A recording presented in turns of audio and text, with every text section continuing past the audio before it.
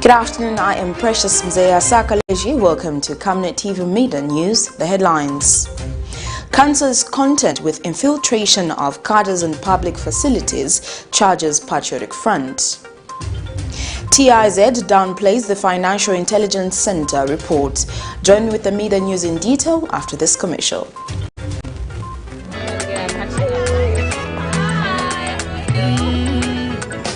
May I please have one beer and 2 glasses? Do you have champagne? Yes. Hold that thought. No champagne, just for the month. You know we gotta keep on texting R to 9595. I'm sick and tired of this R9595. You stand a chance of your lifetime to win a brand new 2020 Range Rover Evoque when you text R to 9595. From as little as 5 kwacha, you get 1 entry. 10 kwacha for 3 entries, and 20 kwacha will give you a whopping 7 entries. There will also be daily and weekly consolation prizes up for grabs. That's great news, right? Competition runs from 12th of May to 31st of August 2021 and is only open to Zamtel subscribers. Terms and conditions apply. Zamtel, your digital lifestyle partner. Giving birth to my firstborn son was a challenge, not because of maternal complications, but because the health center was so far away. Today, the newly built health center is only meters away. So with my second-born, it was so much easier. As a mother, access to antenatal and postnatal healthcare is a priority. That is why I commend the PF government for bringing quality healthcare near our homes. And now the media news in detail. Patriotic Front National Mobilization Committee member Bezom Tale has charged that the local authorities in the country are happy with the presence of political cadres in bus stations, hence the reason they are not complaining. Speaking when he featured on the Wednesday edition of The Verdict on Camnet television, he says cadres share the proceeds of their activities with the council. Meanwhile, Mr. Mtale claims that the Patriotic Front government has prudently invested the borrowed resources in the developmental sector. He says no country can single-handedly develop without borrowing resources. Zambia has in the last 10 years under the Patriotic Front government witnessed massive infrastructure development ranging from roads, bridges, hospitals, schools and markets, just to mention a few. With investments visible in the sight of all, the government has also in the last 10 years overborrowed just to fund the infrastructure developmental projects. This has seen the government default the settling of the debt, a situation that puts the country in an awkward position for future borrowing. And speaking when he featured on a special edition of The Verdict on Camnet TV, Patriotic Front National Mobilization Committee member Bezom Tale has charged that the Patriotic Front government has prudently invested the borrowed resources in developmental sectors. There is no country on the planet Earth that will say that it does not borrow the money. The institution for borrowing money, they are there and we have to utilize them. There's the relationship that actually you have to enter into an agreement wherever the borrower is. We've got that right to do so as a nation. And whatever resource that, if you tell me that Zambia has borrowed $1 billion and we cannot see where the $1 billion has gone to, and I'll join you into that. But whatever Zambia has borrowed, it has gone to the good use. And we are seeing it. There are so many infrastructure that we need. Additionally, Mr. Mtale says the government has not been silent when dealing with corruption, but has allowed the relevant authorities to take charge of all corrupt activities. All these bodies need to gather the relevant information to suffice the case. Even when you go to pounce on the minister to say, you know what, minister, step down on this based on this and that, also the minister needs to defend himself. It's a process.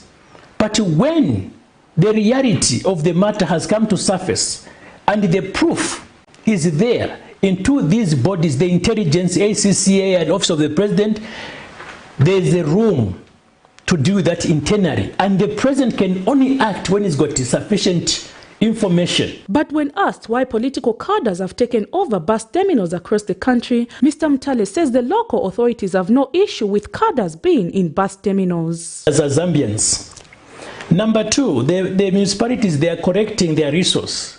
If I want to say the municipalities don't have the capacity to meet what the cadres are doing, the cadres are paying to the municipalities. They are paying the municipalities. But again, maybe we must say they've got a share in what they're correcting. When the kata correct, they say 20 kwacha today, they will pass maybe 15 kwacha to the 12 kwacha, whatever, to the municipality. The remaining, there is also management need to be compensated. It came way back. Don't condemn them now. If the council is failing to meet that and maybe collect the revenue and so on, let the council deal with. Council has not come out and complain to say we're not collecting the revenue. Council has not come out. So not point a finger to the council. The council is comfortable. And the council is collecting their revenue. Until council can come out and say, we are not correcting the money because these cadres. Judgment Day for political leaders is approaching with 21 days left to go. Prudence Chota, reporting for Camnet TV News. Transparency International Zambia TIZ has described the newly released 2020 Financial Intelligence Center annual report as shallow, stating that it is too general and lacks details which will be helpful to the public or law enforcement agencies who may wish to follow up the reported financial crimes. TIZ Chapter President Mr. Sampakalunga has challenged the FIC to produce the usual trends report per sector as it has done since 2015 and not an annual report which talks about financial crimes in general. Mr. Sampa further says the reports also do not state how issues raised in the previous 2019 report were handled, thus making it likely that the issues were brushed aside. Transparency International Zambia TIZ says it has finished analyzing the newly released 2020 Financial Intelligence Center FIC report and is appalled by the lack of detail in the report. The newly released FIC annual report shows that, among other things, the country lost over 2 billion kwacha to alleged corruption activities. TIZ Chapter President Mr. Sampakalungu says in comparison to the usual trends report released by the FIC, the 2020 annual report does not show which sectors the reports came from and also does not specify who engaged in these activities. He says this makes the report unhelpful to the public or to law enforcement agencies who may want to follow up the financial crimes. Transparency International Zambia therefore challenges the FIC to give the Zambian public a justification for this fundamental change in not providing a trends analysis report, which has been the norm for the last 6 years. Secondly, lack of depth on the issues raised in the report. The 2020 annual report has provided a lot of information focusing merely on numbers without going into the details behind the numbers. There is, for example, mention of the 18 analyzed reports of corruption with a value of 2.2 billion. The report is deafeningly silent on what the individual composition of these 18 reports is. Who is involved in these cases?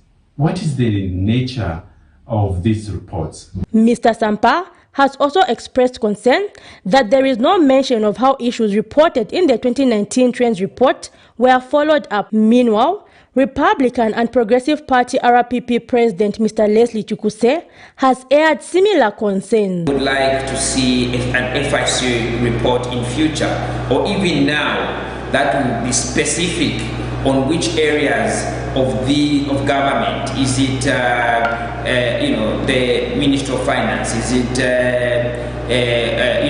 which ministry? Is it agriculture and so on? So that we spend more time or scrutiny to specific individuals that are creating the malfunctioning of the ministries and those that are abrogating the procedures of how to manage the finances. Zipporah Mushala, Camnet News, Lusaka.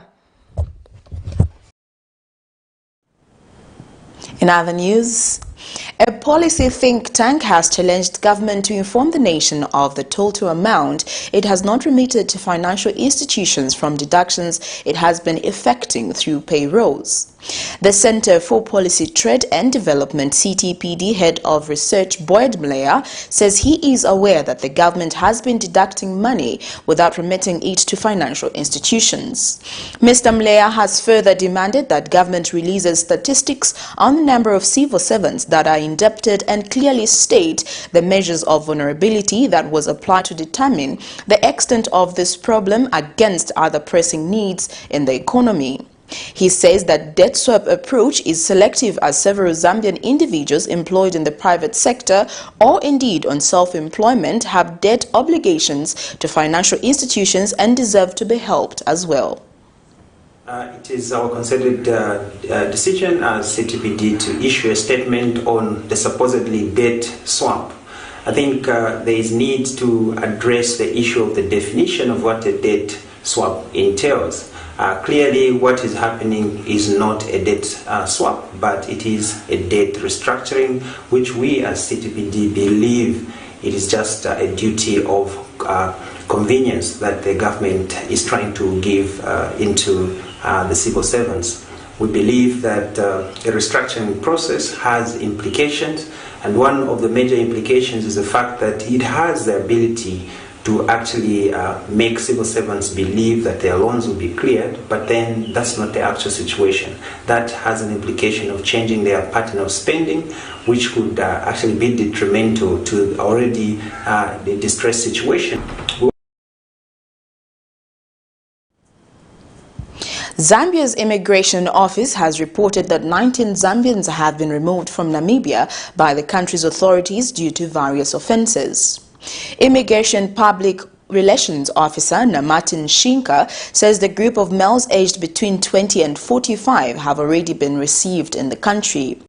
Mr. Nshinka says 11 of the victims were removed for illegal fishing, while 6 for unlawful presence, 1 for illegal entry and another 1 for possession of marijuana.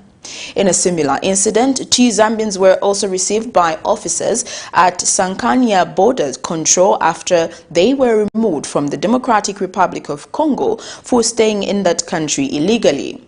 The immigration has since advised Zambians, especially those residing in border towns, to respect laws of neighboring countries. The office at Katimamulilo Border Control is in receipt of 19 Zambians removed from Namibia by that country's authorities.